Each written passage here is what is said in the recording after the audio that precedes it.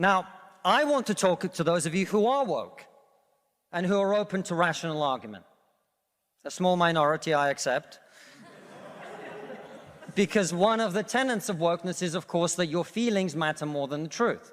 But I believe in you. I believe there are those of you here who are woke, who are open to rational argument, so let me make one. We are told that your generation cares more than any other about one issue in particular, and that issue is climate change. We're told that many of you suffer from climate anxiety. You wish to save the planet. And for tonight, and tonight only, I will join you. I will join you in worshipping at the feet of St. Greta of climate change. Let us all accept right here, right now, that we are living through a climate emergency and our stocks of polar bears are running extremely low. I join you in this view. I truly do. Now, what are we to do about this huge problem facing humanity? What can we in Britain do? We can only do one thing. You know why? This country is responsible for 2% of global carbon emissions, which means that if Britain was to sink into the sea right now, it would make absolutely no difference to the issue of climate change. You know why? Because the future of the climate is going to be decided in Asia and in Latin America by poor people who couldn't give a shit about saving the planet. No, thank you. No, thank you. It's going to be decided by poor people in Asia and Latin America who don't care about saving the planet. You know why? Because they're poor. Because they're poor. I come from Russia, which is not a poor country, it's a middle-income country. 20% of households in Russia do not have an indoor toilet. What they have is an outdoor toilet. And I don't mean one of those nice portaloos that we get here. I don't even mean a Glastonbury portaloo.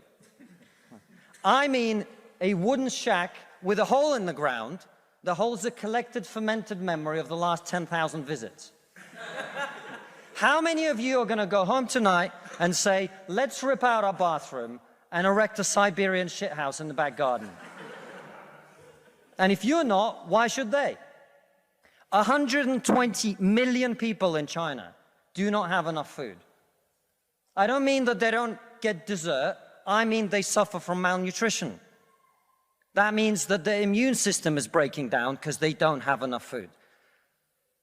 You're not going to get them to stay poor.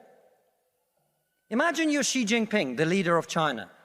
When you were 10 years old, there was a revolution, a cultural revolution in your country, and people came and they put your father in prison.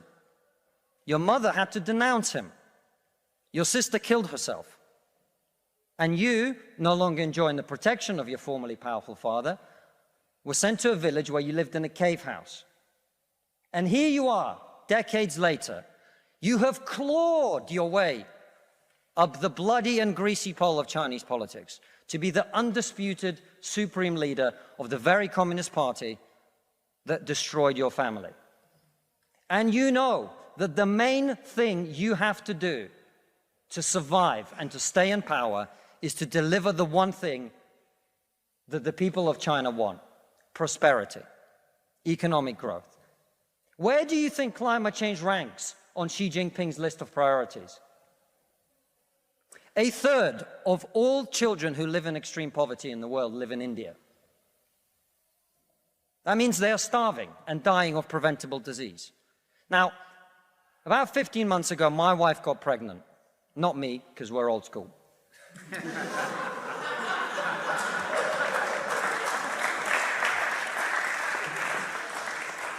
And for 9 months, we talked about what our boy would look like, what he might do when he grows up. We looked at baby scans and videos on YouTube about what the fetus looks like at 9 months and 12 months and 20 months. And eventually he was born. And he is this cute little bundle of joy. He's cuter than about 80% of puppies, right? Now, if you said to me that I had a choice, either my son had a serious risk of starving or dying from a preventable disease in the next year, or I could press a button and he would live. He would go to school. He would bring his first girlfriend home. He'd go to university and graduate and become a woke idiot.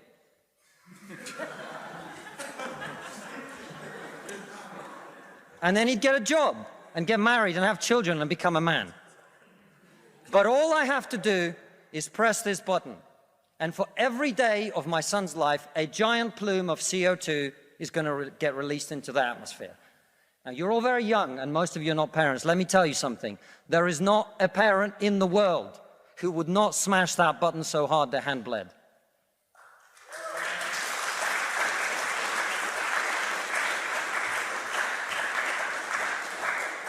You are not going to get these people to stay poor. You're not even going to get them to not want to be richer. And so, I put it to you, ladies and gentlemen, there is only one thing we can do in this country to stop climate change, and that is to make scientific and technological breakthroughs that will create the clean energy that is not only clean, but also cheap.